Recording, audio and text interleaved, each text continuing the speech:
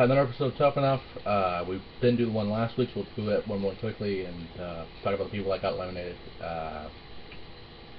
It's very interesting this last season, this season so far. I'm shocked, honestly, and so the people that got eliminated. Like last time we talked about Amanda. Actually, we talked through everyone through Alex through Amanda, or no, Alex through Mata, who got because Amanda got saved. This week, last week, Paige used her save on GiGi or Giorgia, and that let Sarah Lee and Chelsea in the remaining bottom two, and Chelsea was unfortunately eliminated. A hell of a talent. I have nothing bad to say about her at all. But the only downfall I can see was that in the match with Amanda and Chelsea at that point, or whatever they were doing, training or whatever, choreographing something, Chelsea was selling, and they didn't know it, they didn't learn it at that point yet. And I honestly feel that's the only reason she got sent home, because she was more prepared than anybody else in that competition. Hell of a talent. You might remember her as the Daniel Bryan therapist that hugged Stephanie McMahon, and that was the end of it. And got slapped by Brie, and that was it, really. That happened that last year. And hell of a talent for Canada. Trained by Lance Storm. I can say I don't really have anything bad to say about her at all. I'm just disappointed at how this season has gone. And finally, last night, we had Sarah Lee, Tanner, and GiGi on the bottom three. And Daniel didn't use a save. He was the only one that could use a save, actually. He did use it this week. And it's ridiculous to me, because last night I was upset just based on how Sarah was just smiling throughout the entire match. Now, don't get me wrong. Smiling is not a bad thing. Smiling is something that's showing emotion in the ring, but when you're doing it all the time, like you think this is a joke, and this is what I'm pissed off about. The fact that Sarah did not go home. Sarah should be going home, but somehow she is the internet sensation. Much like ZZ. I like ZZ, but I don't know if he'll be in the finals next week, but we'll see what happens. But the fact is, this is a popularity contest. GiGi did nothing wrong. The only reason she's eliminated, in my mind, is there was a crowd of the entire NXT roster.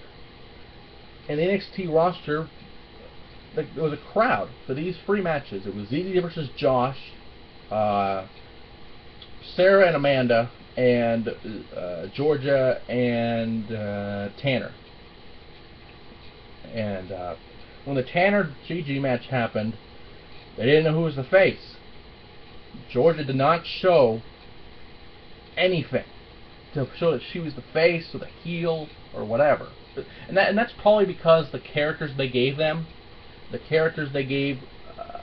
believe Giorgia was the bad bitch, or basically the Maxine gimmick when she was in WWE, and they didn't know she was the face, and Jericho had to tell them that she was the face.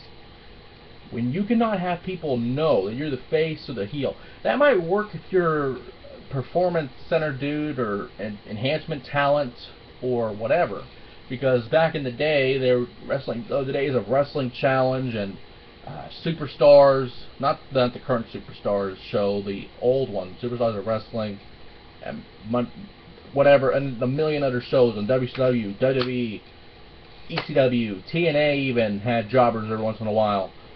Sunday Night Heat is a perfect example. You had people like Colt Cabana, Talia, or whatever, who was Velvet Sky later on, and several other talents, Bobby Roode, and several other talents that were in this business. They basically became whatever the other wrestler wasn't. So, for example, if Talia faced Victoria was the heel, Talia's automatically the face. If Colt Cabana's facing Eugene, Colt Cabana's automatically the heel, and Eugene's obviously the face, and stuff like that. And that's obvious you can do. But the fact is, you do not show in my mind, proper emotion, proper anything to show that you're supposed to be the face in the match. The match was supposed to be, and this is the only gripe I have on her. The match was supposed to be the typical, not wife beating scenario, but domestic violence scenario. That's what I was going for. Domestic violence shit. Where Tanner was the fucking wife beater, and Giorgia was the fucking girl wanting to kick his ass but couldn't, or something. And that's a simple story to follow. Much like ZZ and Josh. Josh is the bigger guy. ZZ is the underdog. Sarah is the regular girl. Amanda's the hot one. They had simple stories to follow. And GiGi, as great as she has been, in the ring, in the contests, in the challenges, you did not, in that moment, tell these people, and these are NXT people in this crowd, so they know who is who and what is what. They booed everyone pretty much, but they cheered some people when they obviously knew who's the face, who's the heel. If they don't know who the fucking face is, you do not know how to be in this business. You're great.